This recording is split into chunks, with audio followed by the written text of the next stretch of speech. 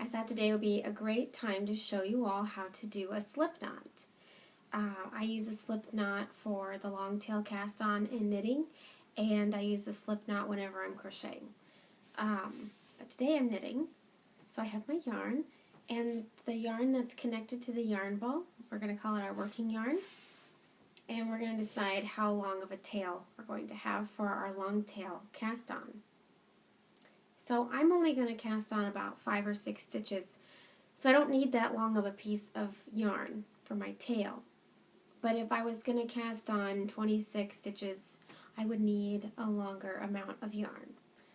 So it's okay if you cast on and you have a long piece left over. You can cut it. Just make sure you leave about 4 inches or so that you can thread onto a yarn needle, like this one here, and just weave it into the end of your project.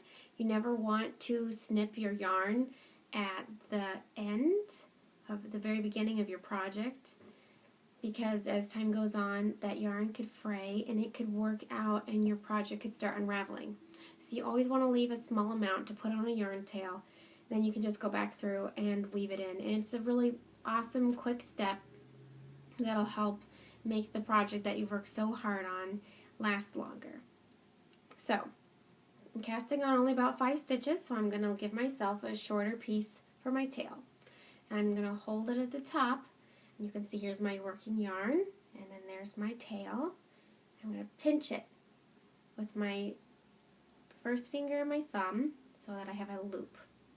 And you can drop your hand and then pick up the tail. And you want to take your tail yarn and wrap it around your thumb and your first finger, and you'll see that you have yarn here on your thumb. So what I'm going to do is take my tail of my yarn and I'm going to slide it underneath the yarn that is wrapped around my thumb.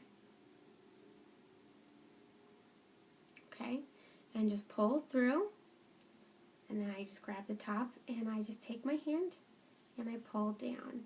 I have a huge loop, and it's easy. You can just tighten that by grabbing your working yarn and sliding. And now you're ready to take your knitting needle and slide it through your knot and just pull tight, nice and snug. And there you have it. That is how to do a slip knot for the long tail cast on.